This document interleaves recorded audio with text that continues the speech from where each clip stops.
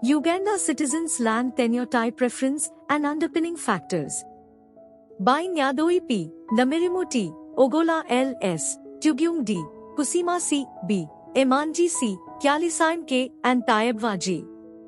This publication presents in detail existing land tenure systems, their levels of adoption, popularity, and impacts on people's livelihoods countrywide in Uganda. A countrywide study was conducted to generate information on people's perspectives of a range of land tenure system issues in Uganda, including their impacts on livelihoods, that was scanty and insufficient to guide land policy reforms. The study was aimed at elucidating the land tenure system most people would want adopted in Uganda and the reasons for their choice.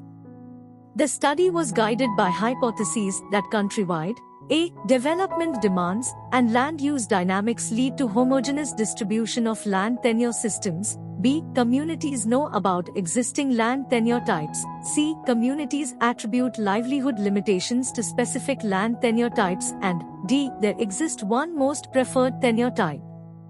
Specific objectives were 1.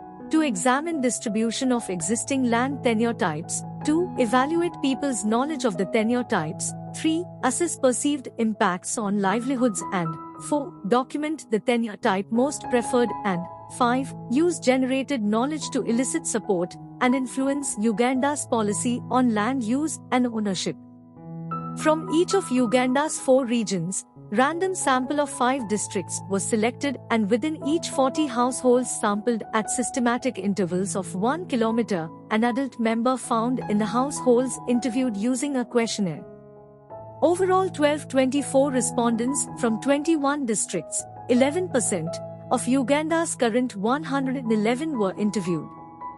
The data were managed and analyzed using descriptive and inferential statistics in statically packaged for the social sciences, SPSS, were 16 INC. The results show that existing land tenure types were not equally distributed in Uganda. Customary tenure is the most common, followed by freehold. Leasehold tenure is distributed countrywide, but among few households, while Malo tenure is found in some districts in central and western regions of Uganda. Communal tenure is in a few areas in western and northeastern regions. The 4 land tenure types were not homogeneously known countrywide. Most households in Gulu, Bududa, Kanungu and Mara districts with the following profile were more knowledgeable about different land tenure types in Uganda. Age group 40 to 51, family size 4 to 6, secondary school level educated, those who had stayed for 16 to 20 or more years in the present area they are in, those who originated from within Uganda, those who had land near water bodies, those who owned land, those who had landholding size of 4 to 7 hectares, and among those who were unhappy with the type of land tenure they held. Communal and leasehold land tenure types were responsible for the following limitations to achievement of improved livelihoods as reported by respondents: access to food, medicine, income, access to land for tree planting, homestead establishment, inheritance, burial, and land for offer as collateral for securing loans. Customary land tenure type limited land owners access to medicine, income, tree planting, and homestead establishment. The Malo land tenureship limited owners access to medicine, tree planting, and burial of deceased relatives.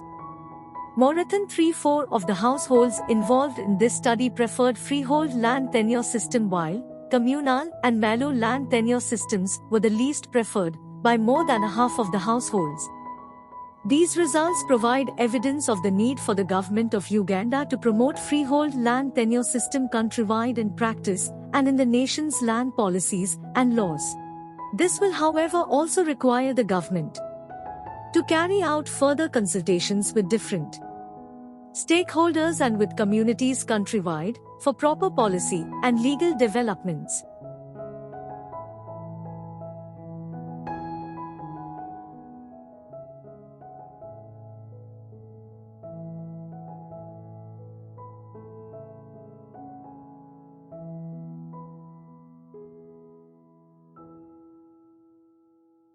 Thank you for watching this video.